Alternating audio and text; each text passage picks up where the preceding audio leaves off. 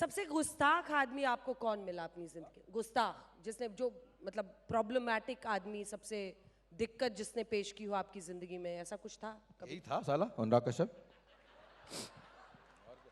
इसने बड़ी जिंदगी में दिक्कत पेश करी मेरी, और उतना ही ज़्यादा प्यारा है मुझे, मतलब मैं तो उसके बिना रह नहीं सकता। मेरे वो 50 गलतियाँ माफ़ करता हूँ उसकी, उससे 1% मैं मुतासिर नहीं हूँ। ना मेरी पॉलिटिकल ओपिनियन इससे मिलती है, ना मेरी रिलीज तो है ही नहीं वो साला, ना कुछ नहीं मिलता मेरा उससे।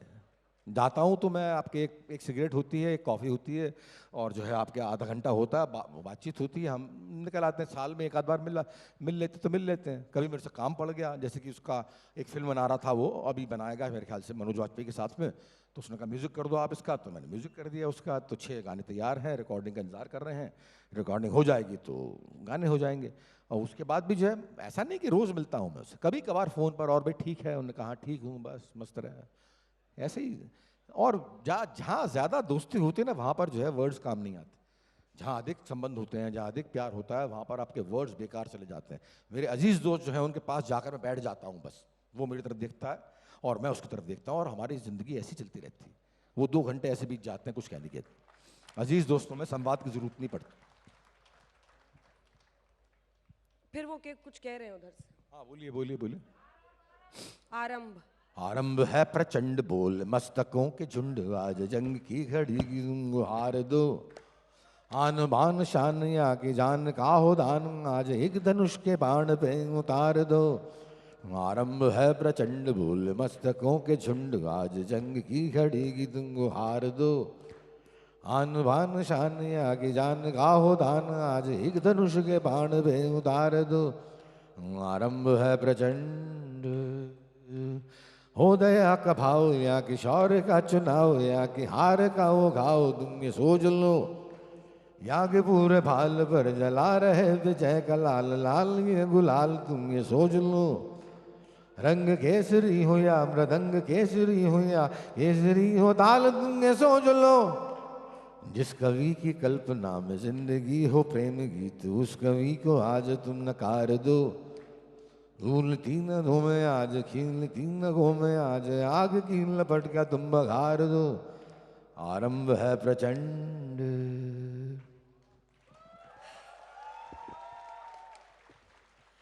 देखिए, आप कह रहे थे कि मैं स्टार हूँ नहीं हूँ, बहुत सारी चीज़ें हैं, लेकिन हर उम्र के लोग आपको पसंद करते हैं, और जो युवा भी हैं उनको आपकी लाइनें याद रहती अरे हैं। मेहरबानी यार, बड़ा अच्छा लगता है आप लोग प्यार करते हो, तुम बहुत अच्छा लगता है मुझे।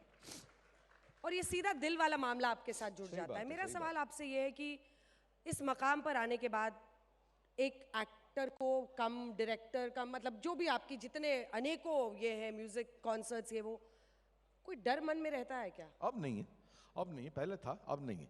अब निर्भय होना। वेदों में वेद लिखे गए ना, वेदों में एक शब्द आता है बार बार, निर्भय निर्भय निर्भय। अब निर्भय हूँ, अब मुझे कोई डर नहीं। मेरे मेरे लेफ्टिस्ट दोस्तों का मुझे बहुत पहले बहुत डर था कि मैंने इतना बोला है लेफ्ट के बारे में, वो मुझे कितना बदनाम हो गया उनके बीच में। अब नहीं हूँ, अब डर नहीं। मैं सही था, मैं सही था, मैंने सही बोला, मैंने सही देखा, मैंने सही जांचा, मैंने सही परखा। मेरा निर्णय था, मेरी धारणा थी, मैं सोचता हूँ मैं सही बोला। लेफ्ट था भाई, कम्युनिस्टों में ना नहीं था, लेफ्टिस्ट था मैं, बड़ा विद्रोही प्रवृत्ति का आदमी था। अब क्या है? अब क्या है? अभी भी विद्रोह है उसमें, लेकिन अब शांत हो चुका है। अब लेफ्टिस्ट शांत हो चुका है शांत आपके हो अंदर चुका है, का? मतलब वो प्रतिक्रियात्मक जो है रवैया नहीं रहा, कि अब जो है मैं मारने नहीं जाता सामने से, रिएक्शनरी नहीं हूँ। लेकिन जो है लेफ्ट विरोध करता हूँ, मैं अब भी करता हूँ बहुत, उन्हीं का विरोध करता हूँ जिन लोगों ने मुझे लेफ्ट सिखाया। उन्हीं का विरोध करता हूँ कि तुम लोग गलत थे, तुम लोग रशिया में गलत थे, रशिया में गलत हुआ, जो कुछ हुआ गलत हुआ। स्टालिन वॉज रॉन्ग, ऐसा उनके मुंह पे बोलता हूँ मैं। स्टालिन वॉज रॉन्ग, उसने नरहत्या करवाई, नरसंहार करवाया। लेकिन आज बोलता हूँ उनसे, या तो बात नहीं करते, या फिर आंखें चुराते हैं, या फिर मिलते ही नहीं है। नहीं करते हैं तो नहीं करते हैं, उनकी अपनी ज़िंदगी। मैं उन्हें प्यार करता हूँ, मैं उन्हें प्यार करता हूँ। मेरे ख्याल से ऐसा कोई भी बंदा नहीं है जिससे मैं प्यार नहीं करता हूँ। आज की तारीख में हर बंदा एक्सेप्टेड एक्सेप्टेड एक्सेप्टेड। आपको देखकर सबके मन में ये सवाल आता है, और आपके पीछे हम लोग जब चर्चा करते हैं आपके बारे में, तो जो कहते हैं वो बता देती हूँ आपको। आपके अंदर एक एक्सेंट्रिक स्ट्रीक दिखता है। कहते हैं कि क्रिएटिविटी को वो फीड करता है जब आप थोड़े से, मतलब मैं हिंदी का शब्द नहीं बोलूंगी इसके लिए, जैसे हिंदी वाला मामला वही गड़बड़ा जाता है।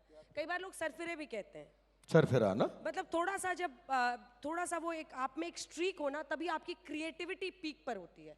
क्या ये थ्योरी सही है? गुस्सा, मालूम नहीं, गुस्सा तो नहीं है मुझ में, एक्सेंट्रिसिटी। गुस्सा नहीं है मुझ में।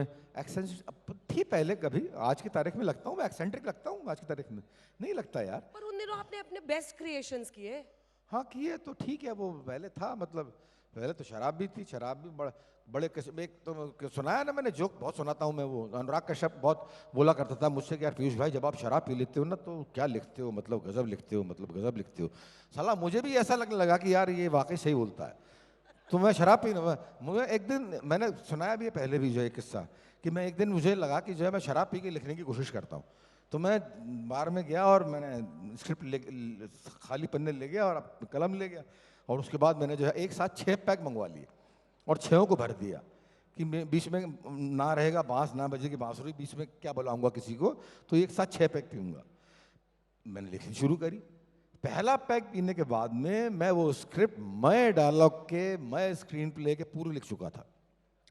यकीन कीजिएगा, पहला पैक पीने के बाद में मैं डायलॉग के, मैं स्क्रीन प्ले पूरा लिख चुका था। दूसरे पैक के बाद में वो फिल्म बन चुकी थी, तीसरे के बाद में लड़कियां मुझसे ऑटोग्राफ ले रही थी, चौथे के बाद में वो ऑस्कर चली गई थी, पांचवें के बाद में मेरे को ऑस्कर मिल चुका था, छठे के बाद में मैं नीचे पड़ा हुआ था। सारे बच्चे कान में रुई डाल लो। और सुबह उठ के देखा तो उस पन्ने पर एक चीज नहीं लिखी गई थी। तो ये नशे पत्ते जो होते हैं ये कोई क्रिएट कुछ नहीं करते, ये सब डिस्ट्रक्शन करते हैं। और बाकी एक्सेंट्रिसिटी का सवाल है तो वो होता है हर बंदे में, हर बंदे के अपने हिस्से की वो होती है, सनकीपन होता है, मतलब मैं ना उसके क्या जिंदगी है यार। वो सनकीपन के लिए बॉदर नहीं करना चाहिए कि दूसरा बंदा क्या कहेगा देखकर, क्या पहना है तुमने, क्या तुम मेरे को देखकर कहते हैं लोग, आप ही ने अभी कह रही थी कि जो कैसे रहते हो आप, कैसे हाँ औंधे रहते हो आप। ठीक है रहते तो रहते हैं यार, एक्सेप्ट करना हो तो प्यार करना हो तो करो, वरना वरना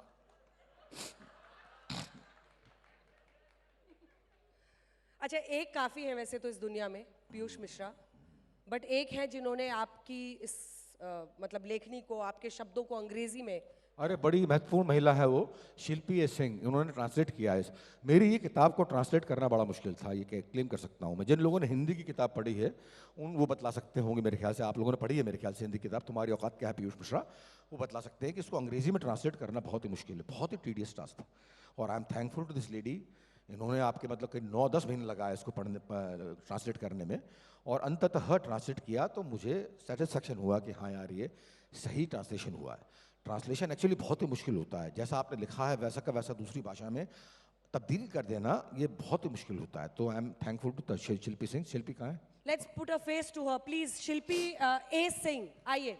शिल्पी A Singh, Shilpi A Singh stage पे आइए, मुझे लगता है यहीं पर वो मौजूद हैं।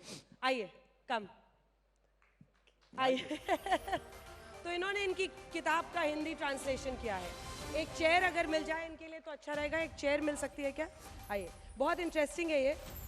सबसे मुश्किल आपके लिए क्या पार्ट रहा था इसमें से ट्रांसलेट करना, और कुछ जो आप पढ़ के सुनाना चाहें? I'll start with that fear thing that I just mentioned. I can do that? हाँ हाँ नहीं नहीं ऐसा, अरे क्या मतलब है ऐसा, मैं इतना गंदा आदमी थोड़ी हूँ कि मैं क्या कुछ भी लिख दूंगा। हाँ I would just say fear is a bitch. For some reason, it clearly cannot be a dog. Fear comes blazing, boiling, and battling. Its arrival is inevitable because when fear comes knocking, not even its maker can hold its back. Fear is brutal, dangerous, foreboding, and sometimes exhilarating. Fear sends tendrils of anticipation down our spine before it strikes, teasing us with its unsettling shrill. Fear comes bursting, trembling, fluttering, suddenly shattering the serenity, peace, and joyfulness of a seemingly normal life, leaving it in shambles. This is about fear, and this is about overcoming fear in so many beautiful ways.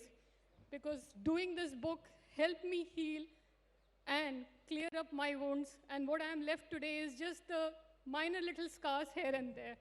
So it's been a very transformative journey to be working with him on this one, because I will need maybe 7 lives to live the life that he has led in so many ways and in so many beautiful examples of what he has been doing as an actor, as a singer, as a theater person, as someone who can just bowl the screen. He's a best-selling author. This is his 10th outing. And this is something that is a collector's edition which all of you should pick up because it has glimpses of his life plus a lot of beautiful pictures which just make it beautiful to the par and infinity, I would say.